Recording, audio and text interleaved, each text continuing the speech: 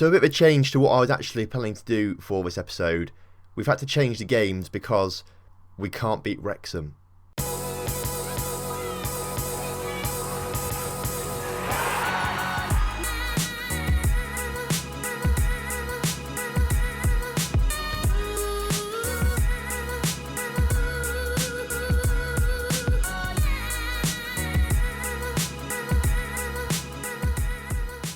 Hello and welcome back to the Lincoln Loco. We have got two games for you.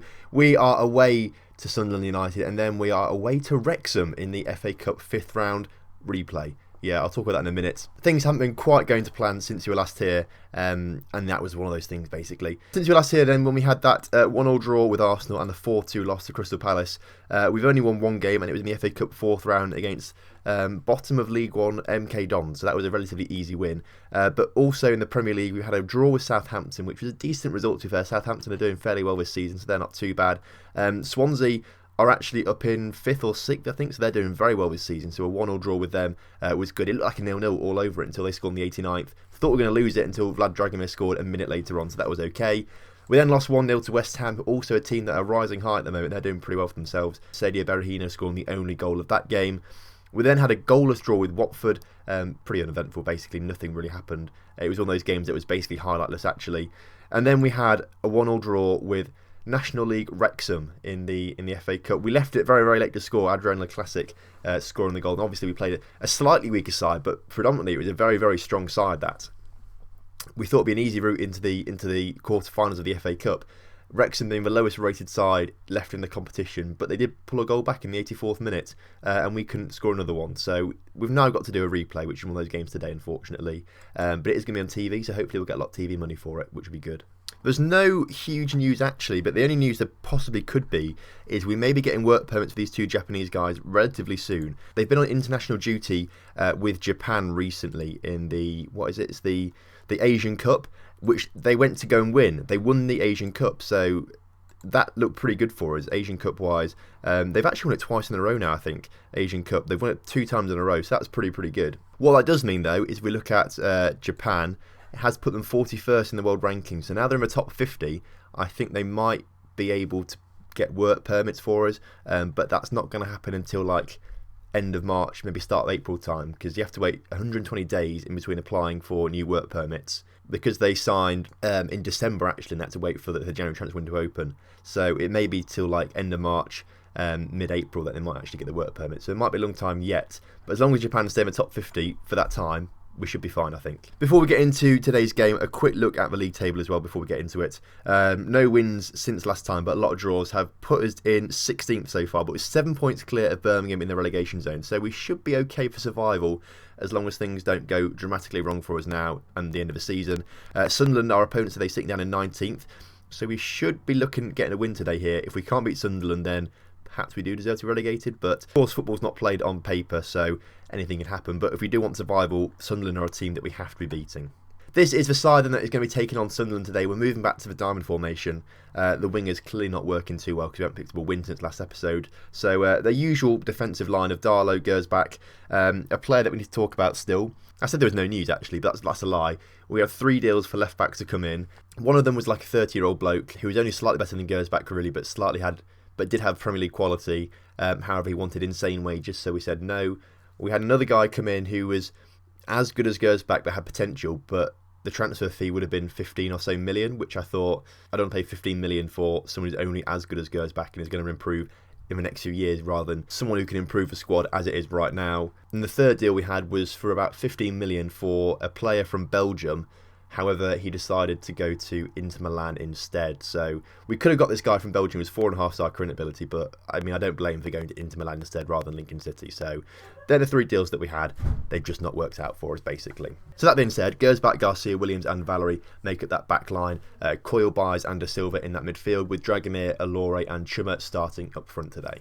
Right then, kickoff is upon us. Sunderland taking the kickoff there, but I think today we should be looking to try and cement ourselves as surviving in the Premier League, basically. We need to be getting a decent result today. If we can't, then come the end of the season, we may be in a bit of trouble, I think. The first highlight of the game then, 20 minutes into this, is going towards Southampton as they come forward through Rodriguez, who puts it across the middle. and Alexander Mitrovic has made it 1-0 to Sunderland, which is not part of the plan. Mitrovic obviously moving to Sunderland from Newcastle. Clearly, part of the North East aren't going to be a big fan of him, but Sunderland right now are huge fans of Mitrovic as he's put them 1-0 up. And they need the win today, because obviously we saw they're in the relegation zone. They had a good long way to go before getting out of the relegation zone, so a win today against us is, again, as much as we need this win against them, they need this win against us, and they've nearly gone 2-0 up there as Darlow just collects the ball before the striker could get his tail onto it. Darlow now with his distribution up towards Chummer, not the best, but we've lost the ball, so it was awful actually. We talk about it now. Mitrovic on the ball again, 2-0 Sunderland. I mean, this really wasn't part of the plan actually. I expected us to be 2-0 up at half time, not them to be 2-0 up. And they've nearly gone 3-0 up there with that really nice ball coming through. Chummer now can't quite get onto that pass from Coyle, and now Sunderland come forward once again. Mitrovic being that player that they're trying to get all the play through, and he's gone and scored his hat-trick right before half time. I mean, I don't understand where we've gone wrong here, other than we can't get a shot on target. That's the only issue, actually. No shots on target for us. And I guess actually defensively we've been pretty woeful. 3-0 down is not a good place to be, but we can come back from this. We can come back from this. We'll go aggressively. Show me something else in the second half. I have faith in the boys. As you can see, it doesn't really matter too much because we'd still be 5 points ahead of Sunderland in that relegation zone. So we could still afford to lose 2 games and they win 2 games before we drop into the relegation zone. It's not that troublesome right now. It just depends if we can't pick the form up and we can't get wins, that's when it's going to start to worry us. It is also annoying as well that all the teams ahead of us will have a game in hand, so they'll be even further away from us if they start to get wins today, which is not good at all. Right, tactically then, we've got to change this very, very attacking 4-2-3-1 right now. Coyle is not, I mean, no one's played particularly well, have they, if we're being honest with ourselves here. Brad Year will come on for Allore. No, he's going to come on for Chummer, actually. We'll come on for Chummer, and we'll keep Allore up front. Matondo will come on that right-hand side as well. We'll keep Dragomir on for now. Allore will play as that target man on support, and we'll put Dragomir as a shadow striker on attack. And we're not going to go attacking, we're going to go overload. Very, very fluid as well. Hopefully that'll do the trick in the last 20 minutes or so, but I'm not feeling very positive right now. Corner now, coming in for Sunderland. Darlow has collected it quite nicely there. Now we've got a chance to come forward. His distribution is poor. He's not seen Matondo out on his own there, and he's given the ball away straight away. A goalkeeper is definitely going to be high on my list over summer if we stay in the Premier League, of course, that is. If we get relegated, then I'm probably going to be happy with Darlow next season, but we need to try and improve everywhere next year if we want to try and improve Allore's header just saved by their goalkeeper there. That was close. As I was saying though, improvements have to be across the board next season. I know we've got really good players like Garcia and Williams and things like that, but we need to make improvements across the board if we want to try and progress ourselves to a mid-table side, and then of course further up the table in the future as well. Tell you what, we'll bring Aguero on for the last 10 minutes or so. Hopefully he can do some match fixing and maybe get us the win. I don't know. I think he's probably match fixed it to lose, actually, if we're being honest with ourselves here. That's probably what he's done. Maybe he had a bet on Mitrovic to get first half hat-trick or something like that. I don't know. But either way, today has been a very, very disappointing fixture, losing 3-0 to relegation rival Sunderland.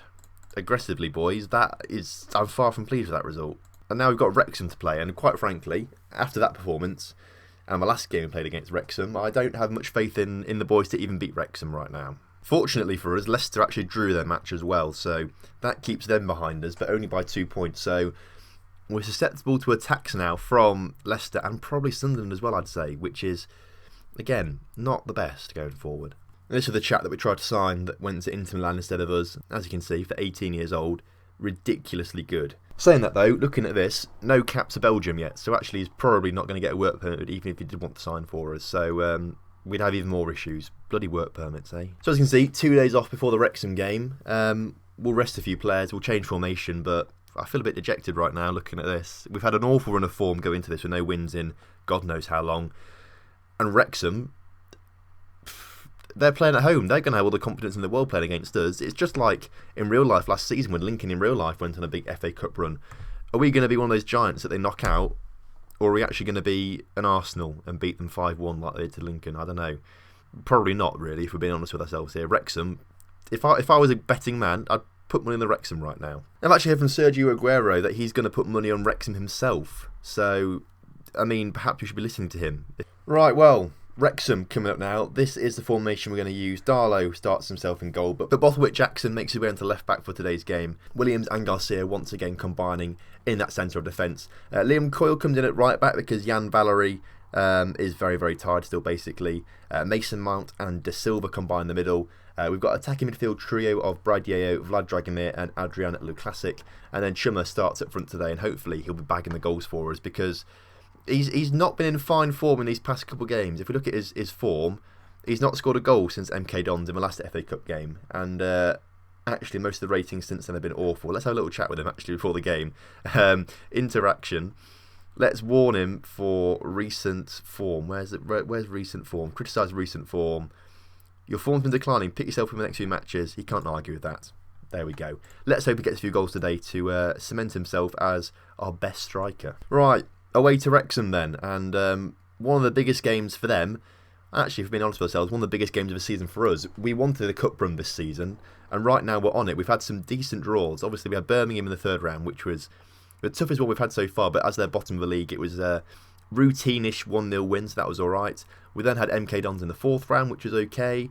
We then got very, very lucky drawing Wrexham in this round, in the fifth round, which should be an easy route into the quarterfinals. However, because Football Manager is the way it is, and I'm not very good at this game apparently, we couldn't beat them in the original tie, so we've now got to do a replay, which no one wants to do, basically.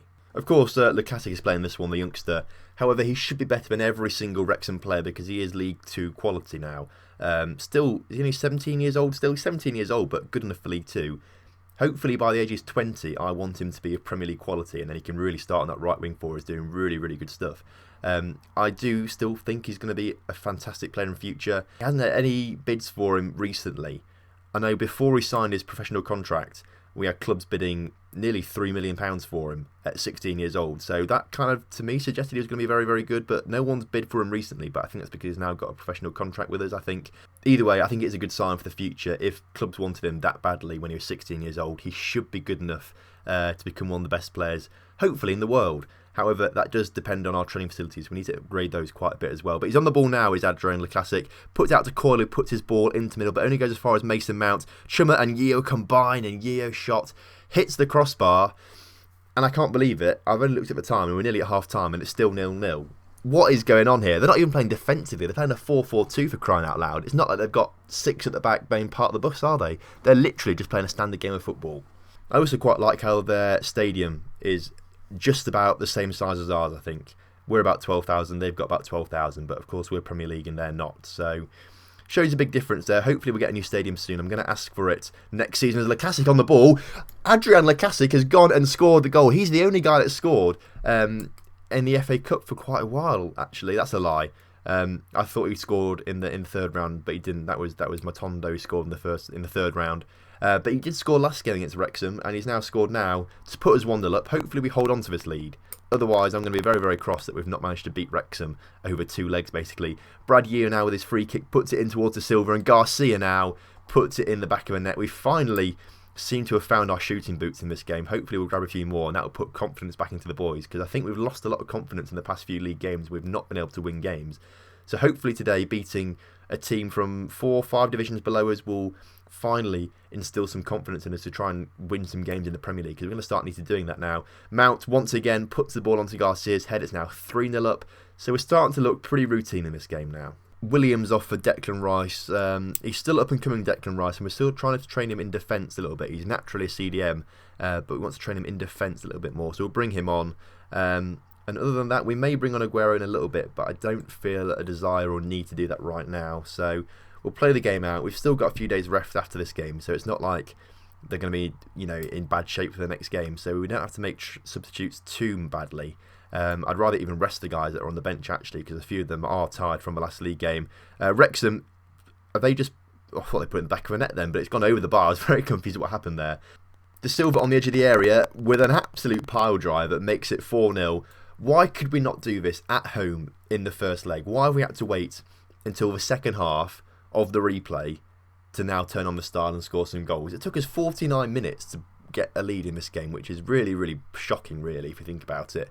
But we've finally decided that we're a Premier League side once again. Wrexham now with a chance to come forward. Their free kick played short and their ball played out wide to Dunn. Dunn now with a chance to try and create something, but his ball was poor, and now we've got a chance to counter-attack as Brad Yeo plays it to Dragomir. Dragomir, if you can find that ball to Yeo once again, it was a poor ball, but he's got to Yeo either way. Yeo puts it in, it's cleared away, and Preston now has a chance to bring the ball forward, but Rice makes a decent interception there. De Silva coming forward, Yeo on the ball, out to Dragomir, Dragomir through to Lukasic, and Lukasic gets his second of the game to make it 5-0 for us. This is a bit of a whitewashing now. Oh, they've just gone and scored a goal, actually. I mean, we'll ignore that. It's just a consolation goal. We're 5-1 up, but that is very, very poor defensively that we've managed to concede a goal like that, especially when it's so late in the game. We just have to control it, basically. Trummer on a 7.1 himself, but hasn't managed to get himself on the score sheet, which is a bit of a worry because he's our main striker. If he can't score against Wrexham when we have scored 5 goals today, that is a bit of a worry. And there we go. Wrexham 1.